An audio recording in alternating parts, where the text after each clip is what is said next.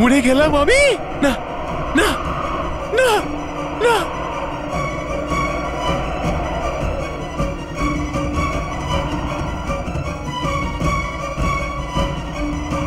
ধন্যবাদ চঞ্চলপুরি, ধন্যবাদ ধন্যপুরি আমাকে সাহায্য করার জন্য। ঠিক সময় এসে আপনারা আমাকে বাঁচালেন। পরীরা, এখনো বাঁচিনি আমরা সম্পূর্ণভাবে। করুন ক্ষমা আমাকে, উঠতে হবে আমাদের আরো জোরে, না হলে পড়ে যাব আমরা এই তুষার ঝড়ের কবলে।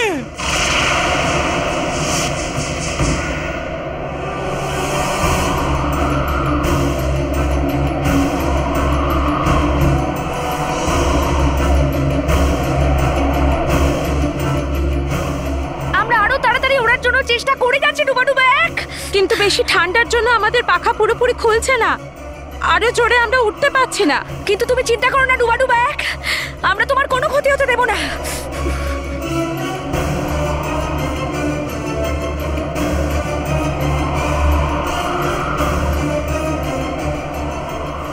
আসছে এই তুষার ঝড় আমাদের খুব কাছে। ওরো পরীরা, আরো জোরে। চিন্তা করো না ডুবাডুবা এক, আমরা রানী মহলের কাছে এসেই গেছি। আমাদের শুধু ভেতরে পৌঁছতে হবে, রানী মহলে যেতে হবে, তাহলে এই বরফের ঝড় আমাদের কোনো ক্ষতি করতে পারবে না।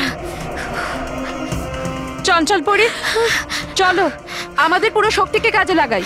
হ্যাঁ ধন্যপুরি।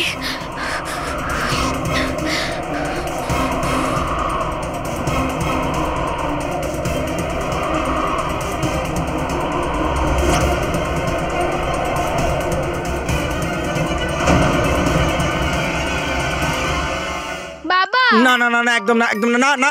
আমরা ফ্যামিলি নাম্বার 1 কম্পিটিশনে পার্টিসিপেট করব না। তাহলে কিসে নেব? কোন রকম কম্পিটিশনে পার্টিসিপেট করছি না। বাবা, প্রাইজের নামটা তো শোনো। হ্যাঁ, এই প্রাইজের জন্যই আমি কম্পিটিশনে পার্টিসিপেট করছি না। হ্যাঁ, তাহলে পুরস্কারটা বদলে নিস। মা, সেটাই তো, যে কোনো খেলা খেলার মানসিকতা থেকেই খেলা উচিত, শুধু প্রাইজের জন্য নয়। ঠিক আছে, তো তুমি পুরস্কার নিও না।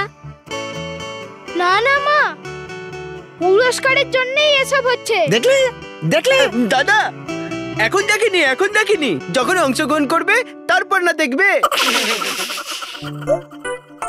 কিন্তু বাবা, একবার প্রাইজের নামটা তো শোনো। না না না, শোনার দরকার নেই। যখন পার্টিসিপেটই করছি না তখন শোনার দরকার কি? না মানে না। কিন্তু বাবা, তুমি একবার প্রাইজটা শুনে নাও, কারণ তুমি প্রাইজ শুনে সারপ্রাইজ হয়ে যাবে। হ্যাঁ, আমি আমার মাথায় প্রাইজ রাখবো। Rocky, keep bite. Keep quiet মা। মানব, মেহের, বল্লু, শুনে নাও, আমরা এই কম্পিটিশনে পার্টিসিপেট করছি না। তার কারণ পুরস্কারে স্কুটার আছে। হ্যাঁ, স্কুটার তো কি?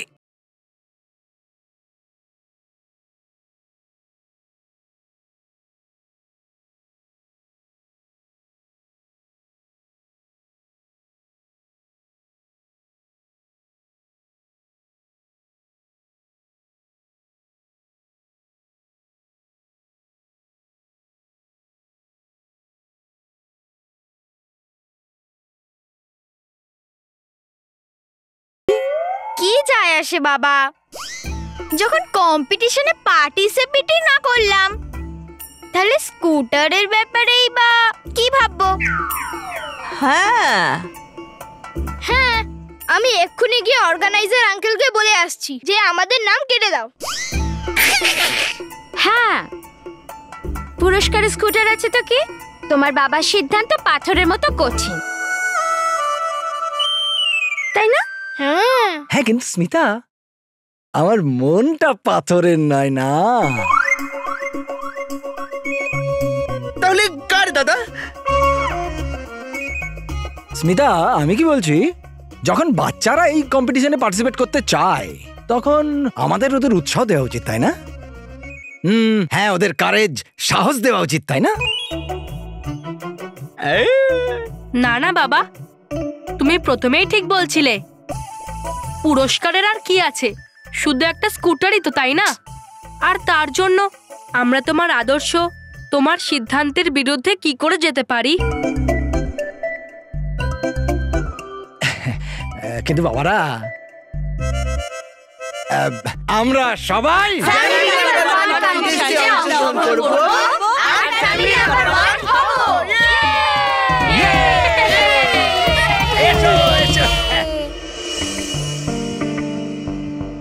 তোমরা সব ঠিক আছো তো? এখনো পর্যন্ত তো ঠিক আছে কেশপরি, কিন্তু জানি না আর কতক্ষণ পরিলোক সুরক্ষিত থাকতে পারবে। বলা কঠিন। আমি তো এত তেজি আর শক্তিশালী বরফের তুফান আগে কখনো দেখিনি।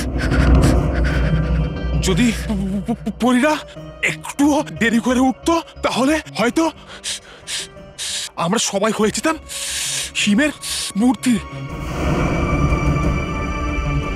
হ্যাঁ কেশপরি, এই তুষার ঝড়ে রাস্তায় যারাই আসছে তারাই বরফের মূর্তি হয়ে যাচ্ছে। কিছু করুন কেশপরি। এবার কি হবে কেশপরি? এটা তো ভালোই হলো যে মহলের জাদু শক্তির জন্য এখানে আবহাওয়ার কোনো প্রভাব পড়েনি, না হলে আমরাও এতক্ষণে বরফ হয়ে যেতাম। আমাদের তো এটাই ভয় লাগছে যে এই ঝড়ের আমরা বেশিক্ষণ সহ্য করতে পারবো না কেশপরি।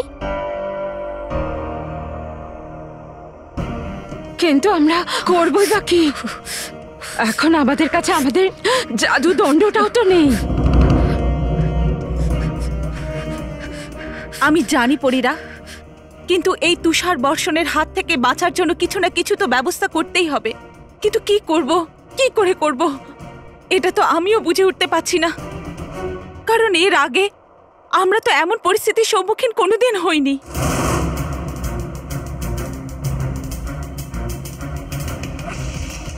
জেদি, এই ভয়ঙ্কর পরিও না, আমরা ওনাকে বলেছিলাম এই পরিলোকের উপর আঘাত করার জন্য, কিন্তু উনি এমন আঘাত করলেন যে আমরাও তাতে ফেঁসে গেলাম। রাগে আমি তোমাকে প্রথমেই বলেছিলাম যে ভয়ঙ্কর পরি প্রচন্ড বিশ্বাসঘাতক। এখন বাকি সব পরিদের সাথে আমরাও এই তুষার ঝড়ে শেষ হয়ে যাব। না,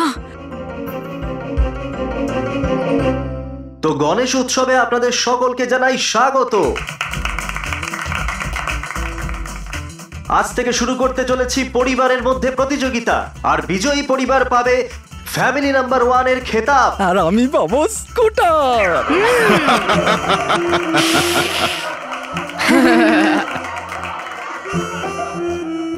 স্মিতা, দেখে নাও মহেশ আঙ্কেল, যত স্কুটারের স্বপ্ন দেখতে চাও। ঠাকুমা থাকলে ভালো হতো। হ্যাঁ, তাহলে স্কুটারটা দেখতে পেতো, তাই না? হ্যাঁ, কিন্তু মা বললেন উনি ঘরেই থাকবেন। ঘরে গণেশ ঠাকুরের খেয়াল রাখার জন্য কাউকে চাই না। ফ্যামিলি নাম্বার 1 প্রতিযোগিতায় 5টা প্রতিযোগিতা করানো হবে, আর 5টা প্রতিযোগিতার মধ্যে সবথেকে বেশি যে প্রতিযোগিতা জিতবে সে পাবে এই চকচকে নতুন স্কুটার।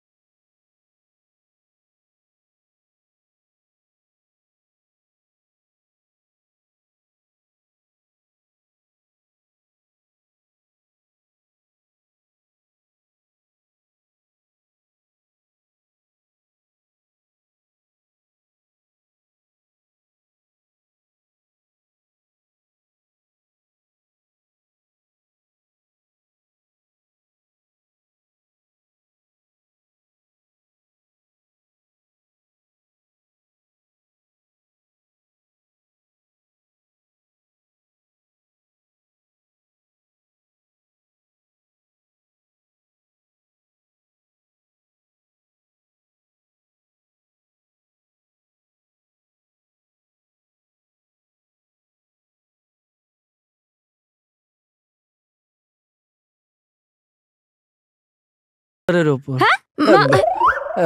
কোথায় হারিয়ে গিয়েছিলে তুমি? কি দারুণ না স্কুটারটা।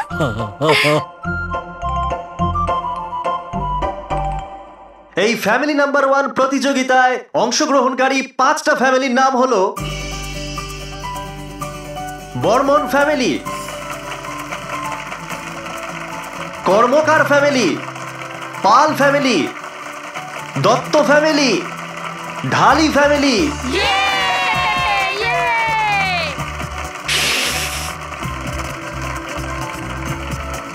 আর এর পরে আছে লাখানি ফ্যামিলি।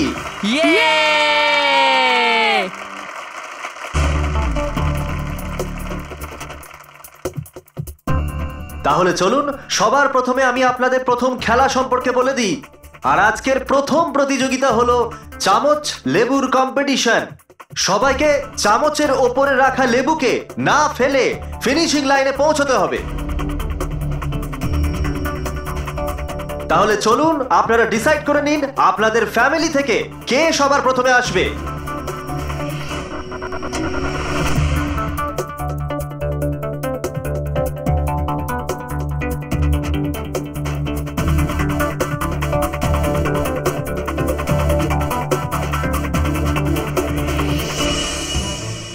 আমার মনে হয় এই আবহাওয়া নিজে থেকে বদলায়নি, বরং একে ভেবে চিনতে বদলানো হয়েছে।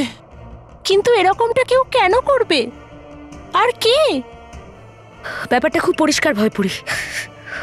এমন কেউ নিশ্চয়ই আছে যে আমাদের আর ভালোর শত্রু, আর সেই জন্য সে আমাদের এই পরিলোকের ক্ষতি করতে চায়। হ্যাঁ কেশপরি, এরকমই হয়েছে। যে এই বিপদে ফেলেছে সে ভালোভাবেই জানতো যে এই সময় বরফের ঝড়ের সাথে লড়ার জন্য আমাদের কাছে আমাদের জাদুদণ্ড নেই। তুমি ঠিকই বলেছ ভেদিপরি। আবহাওয়া এইভাবে হঠাৎ করে বদলে যাওয়া এমনি এমনি হতে পারে না। হ্যাঁ, আর এত খারাপ কাজ ভয়ঙ্কর পরি ছাড়া আর কেউ করতে পারেন না। হ্যাঁ পরীরা, এই ষড়যন্ত্র ভয়ঙ্কর পরি করেছে।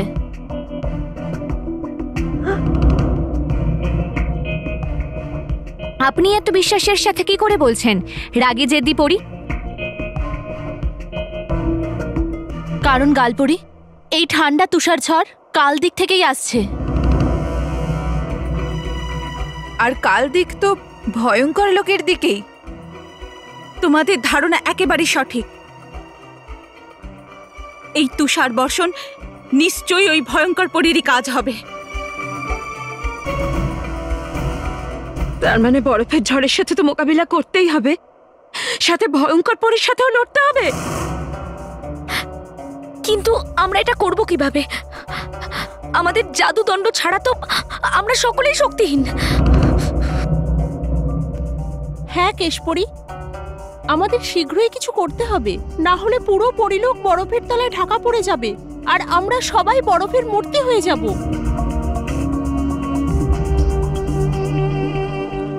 না না, আমরা সবাই বরফ হয়ে যাবো। চঞ্চলপুরি, কিছু করুন। স্তব্ধপুরি, দন্তপুরি, আমরা সবাই বরফপুরি মূর্তি হয়ে যাব। কিছু করুন। কিছু বাঁচবে না, কিছু বেঁচে থাকবে না। ডুবা কিচ্ছু ডুবা, বাঁচবে না। তুমি শান্ত হও।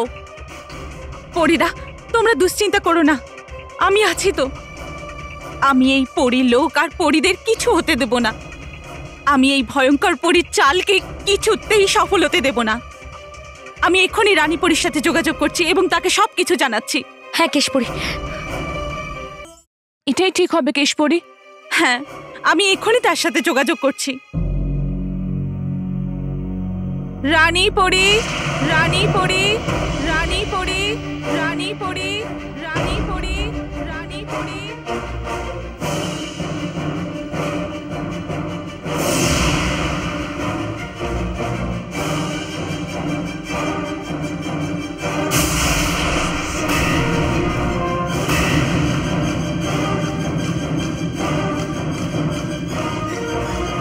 কেশপরি, আমি বালবীরের সঙ্গে যোগাযোগ করছি।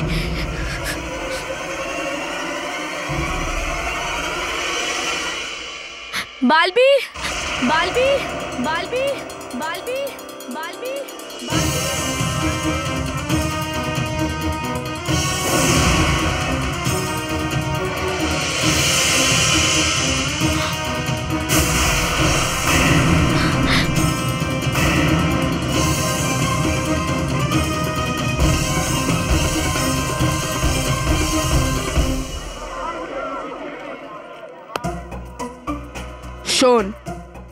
চামচ লেবুর কম্পিটিশনে আমি দৌড়বো।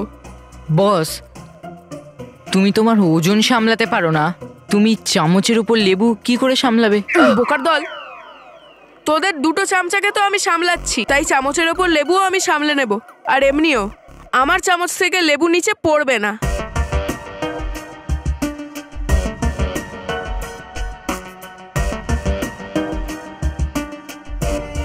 হ্যাঁ, বাহ বস, তোমার লেবু চামচের উপর আটকে দিয়েছো। বোকা, আরো জোরে বল। বাহ বস।